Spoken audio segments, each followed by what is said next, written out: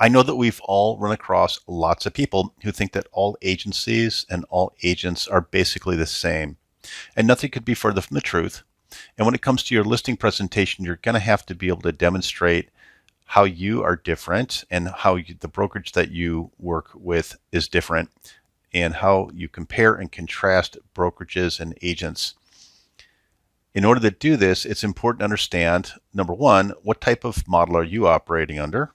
And then number two, what are the other models that are operating in my market? In the location where I'm taking most of my listings or doing most of my business, what is the dominant type of model that's operating in that location? And if I have to go and compete for a listing against somebody in that brokerage, how do I promote my brokerage and also maybe highlight some of the deficiencies that that other brokerage model might have in that location? So the importance of this is that we are creating clear delineations of here's my process, here's my brokerage, here's what we do, and here's why we compete better in the market, and here's why you should use us when it comes to list your home. So there are a variety of different variations in terms of how brokerages are founded and how they're structured and how they're managed and how they're controlled. And in some cases, there is some overlay. But for the sake of this discussion, we're going to talk about franchise model, corporate model, a boutique model, and a discount model. So franchise models and corporate models can sometimes be somewhat interchangeable. And the reason for that is you could have a franchise or one franchise owner who owns many branches within a relatively small area. And sometimes they function a little bit more like a corporate model and a little bit less like a traditional franchise model.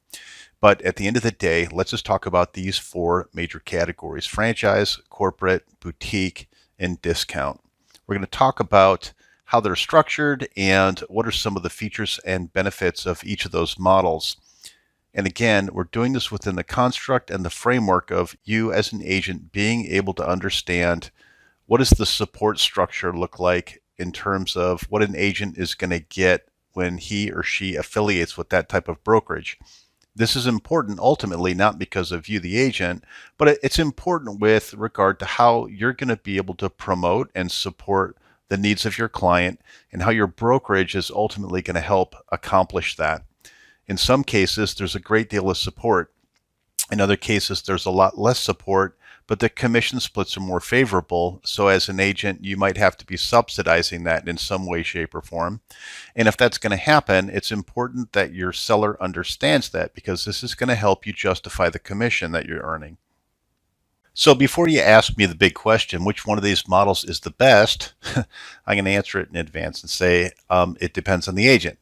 So there are some agents that need a lot of support and require a lot of support. There are agents that are much more independent and they don't require additional support. There's agents who really function well in a discount mode because of their demographics that they're going after and so forth. So really one model isn't necessarily better than another model. All these models are really going to be tailored more and suited to personality types and how as a realtor you are running your business. So from the top, let's just start with the franchise model. Franchise models are typically larger enterprises, and what it is there's a large corporation or a medium-sized corporation out there that is selling individual franchise models to individual franchisees. And those franchisees are typically top producers in their market who make a decision that, okay, they want to take to the next step. They're top producers, they're well recognized in what's going on in their specific marketplace, and they want to take their business to the next level. And so what they do is they want to open a brokerage. But opening a brokerage can be a very daunting task if you've never done it before, even if you've got a great deal of experience in a market. You step from a salesperson into management, you step into management, and then before you know it, you step into ownership. Each one of these has a lot of complexities and new disciplines that have to be learned. So one of the easier or more effective ways to be able to get entry into that place is to buy a franchise. So just like any other franchise, there's going to be an umbrella company, and they're going to have some rules and guidelines around how you use the logo, how you represent the brand in the marketplace. You're going to have to pay some sort of franchise fee toward the use of that franchise. Some of that franchise fee might be coming out of agent commission. Some of it might be coming out of the net proceeds to the sale, or some combination thereof. These franchise are typically providing some sort of blanket marketing support that sometimes can feel somewhat generic and very programmed. But on the other side of the coin, at least they're providing support, and they're actually providing marketing. So if I was selling for a franchise model, I'd say, gosh, we're a very large branded organization. Our logo and our trademark is the most recognizable trademark of its type in real estate anywhere across the United States. And this means that we've got a lot of brand trust, a lot of brand integrity. We have access to many, many agents who can help support and sell your house in a much more efficient way. Okay, that's definitely a pro. One of the maybe cons is that the marketing support is, kind of generic, and I'm paying franchising fees. And if I have to pay franchising fees, then it's additional money that I'm not able to individually support a specific listing. And if that listing is maybe a boutique style or a highly specialized type of property, maybe it's a luxury property, maybe it falls into some other description, maybe a franchise brand doesn't feel as like it's going to support that environment. And so again, at the end of the day, there's probably 4 or 5 reasons for and 4 or 5 reasons against when you talk about any of these specific models. Another feature of a franchise is, depending on how the franchise is formed, might determine how the size of agent commission and how much gross commission income the agent's getting on a percentage basis. That can sometimes come into play, because if an agent is getting more of a percentage, then it also frees them up to be able to do custom and specialized marketing on an individual home. It also many times gives them the freedom to do something a little bit different with branding, provided that the branding is still within the guidelines of basic franchise rules. They're still going to be able to maybe customize something to make it look a little more unique if you're promoting a special or unique type of property. Maybe one of the cons that you could highlight when a franchise model is simply this. And so the corporation of a franchise, what's their primary goal? Well, expansion. So how do they expand? They expand by selling franchises primarily.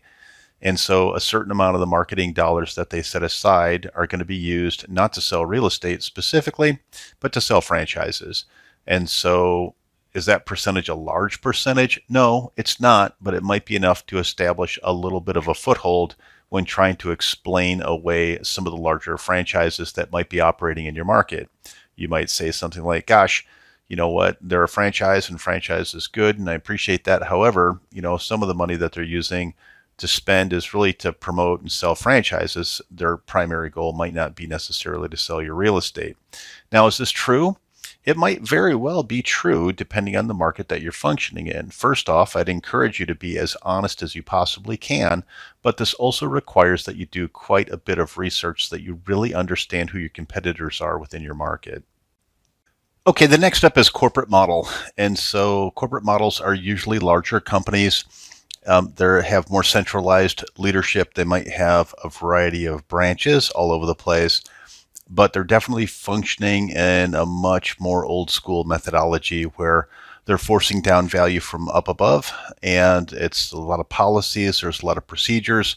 Corporate models have a tendency to want to buy offices and have lots of office space. They have their brand out there. A lot of times the overhead is much higher in a corporate model. And so that means a couple of different things if you're a realtor working in a corporate model or trying to sell against a corporate model. Typically what they're trying to do is give as much support as they possibly can to an agent. That agent's going to take that support and hopefully be able to deliver better value to the client experience in terms of promoting the house and getting top dollar for the property. Corporations, like every corporation, have a tendency to be top heavy, and they're not necessarily operating lean. So maybe one of the negatives around a corporation is they're taking in a lot of additional money and they're holding a lot of money that from the agent The commission splits are not necessarily as favorable as some other models, and the corporations there are trying to deliver value. Well, maybe they're delivering value, or maybe they're not delivering value. Maybe the sort of corporate model that was well established in the 1970s or 1980s just doesn't really operate as well in 2020. Corporate models have a tendency to lag trends pretty dramatically for the most part, and it's difficult for them to be agile in terms of their thinking, particularly around technology platforms. And so a corporation might charge a large technology fee or provide some sort of technical or technology to an agent, but maybe that technology is somewhat outdated. It's not well trained, and it's very standardized, and it just doesn't operate well, in 2020 or beyond. One of the benefits to working within a corporate model is the fact that they probably have a much better staffing ratio to agent ratio, and that is how many support members are in play as a percentage of how many agents do they have in their global inventory of agents.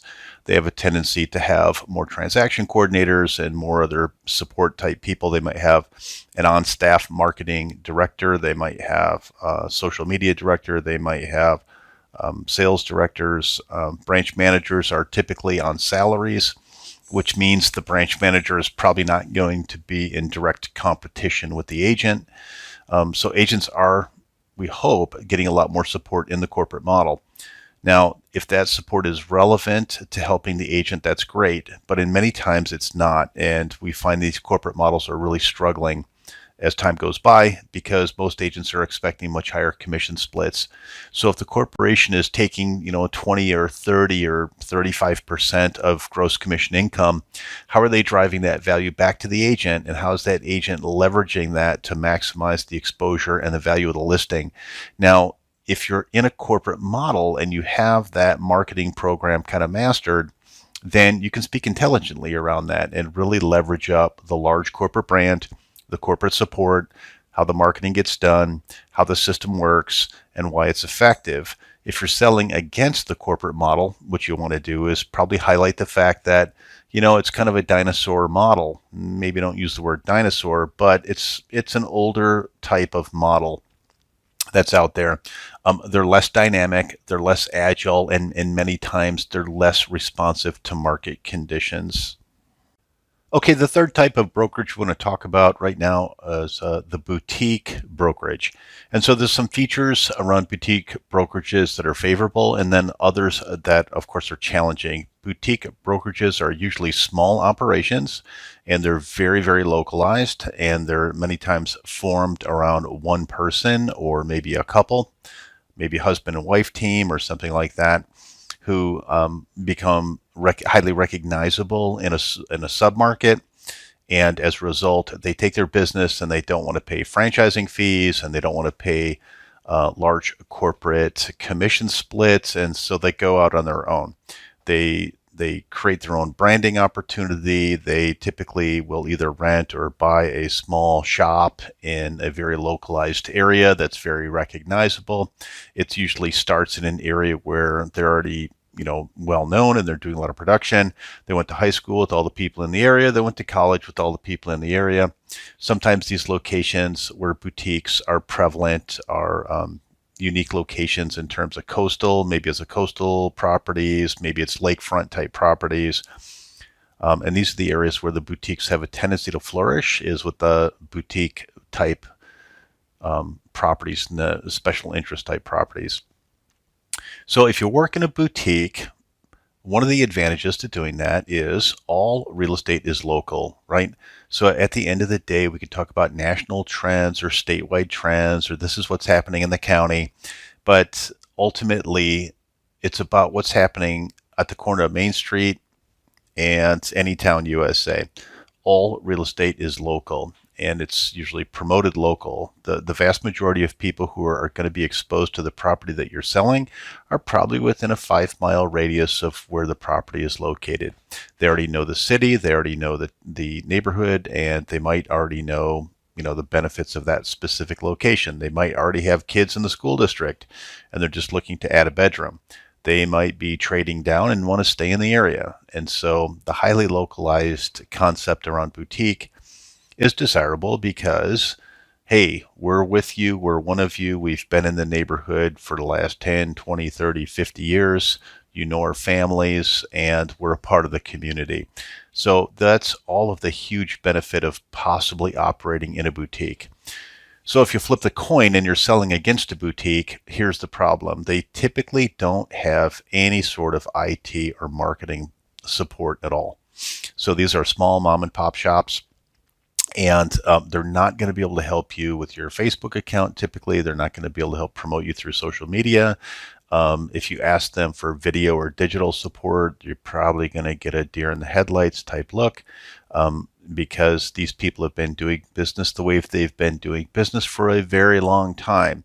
And why should I use a computer when a pencil and paper works fine? So that might be an over exaggeration in terms of boutique, but it's maybe stereotypical, but it's many times not that far off the mark. So if I am promoting a property in an area, what do I want to do? I want to maximize its exposure. If I'm selling against a boutique, part of my listing presentation is going to promote the fact that, I'm affiliated with 3, 4, 5, 6, 700 realtors in this region. If we get maximum exposure on your house, the likelihood is we're going to get multiple offers, and this is going to drive the value of your property higher, right? And so if I'm in a boutique, the converse of that is, look, I know your property, I know your neighborhood, I've sold all your neighbors' houses, and just like I've done it for them, I'm going to do it for you also. So the boutique is kind of a double-edged sword. You always want to seem homespun, you always want to seem friendly, and you always want to seem well connected to your client base. But from an execution standpoint, does that boutique offer enough command and control to maximize the value of the price of the house? The fourth model we're going to talk about at this time is the discount brokerage. So after doing this for nearly 30 years, what you see is discount brokerages have a tendency to come in waves, where you'll get one or two discount brokerages that become very popular, and they last for anywhere between 3, 5 years, 6 years, and then they go out of business. They're very transactional based type platforms. It's a place for an agent to hang their license and to be able to push paperwork through a system. There's a lot of flexibility typically in how you operate your own business within a discount. And the reason for that is there's very minimal management oversight usually. And when it comes to compliance and when it comes to enforcement of rules, things can get a little bit loose. And this is one of the reasons why some of these discount brokerages just don't last. Sometimes they're taken out with litigation, or they're taken out because they have compliance issues. Now, if you're an agent who's very independent mindset and you already have all your systems and processes dialed in, a discount brokerage might work just fine for you. Because if you're there basically operating your own business using your own stuff, and you're not really relying at all in terms of having any sort of corporate support or any kind of franchised templated marketing support, then the discount brokerage might be a great way for you to run your business. At the end of the day, let's talk about how you're driving value back to the customer. If you're running a discount operation and you're doing it successfully and you have a history of doing it successfully, then when you are in your listing presentation, you're relying very heavily on your own personal and professional resume. What is your transaction history? What is your effectiveness? Basically, it's a scorecard, and you're going through and you're telling the customer, gosh, you know what? Here's why I keep my license hung at this particular brokerage, because they charge me less fees, I can maximize the marketing dollar to promote your house. Now, the ugly thing that usually happens at this point also is if you're an agent who's working in a discount brokerage, there's a very, very high likelihood that part of your listing presentation is, and what I'll do is I'll sell your house and I'll charge you less to do it. So if you're going up against a discount brokerage, 9 times out of 10, you're going to have to defend the value of your commission. You're going to have to defend the value of your commission against an agent who's willing to work for less money. And how do you do that? You need to take a little bit of time and plot that out. What is the value proposition that you're offering as you run your business in a model that's not a discount model? Number one. If you're operating within a discount model, how do you disqualify the fact that someone is charging more money to sell your home, and are they really doing a better job? Discount brokerages are not going to offer much in the way of marketing support, technology support, or even transaction support, which means you're going to have your systems really dialed in. Unfortunately, sometimes discount models have a tendency to attract very inexperienced agents as well. And the reason they do that is because they might not really be charging very much on a monthly basis. What they're doing is trying to attract a bunch of agents, as many agents as they possibly can. Those agents are going to probably do 2 or 3 transactions based off their sphere of influence or people that they already know. The discount brokerage is sustained by hiring as many agents as they possibly can. And they're going to have a very high attrition rate. There's a very high failure rate of an agent in a discount brokerage. And so there's a sifting, a sifting, a sifting, and a sifting. Once in a while, you'll get a top producer that stays in a discount brokerage and is very successful. And they're going to stay there because the amount that they're paying in terms of overhead to run their business is quite a bit lower than the other models. The flip side is that top producing broker is probably going to be surrounded by agents that have much less experience, and this could potentially become a reputation issue for them. Please hit that subscribe button, and don't forget, visit our website and schedule your free 30-minute evaluation.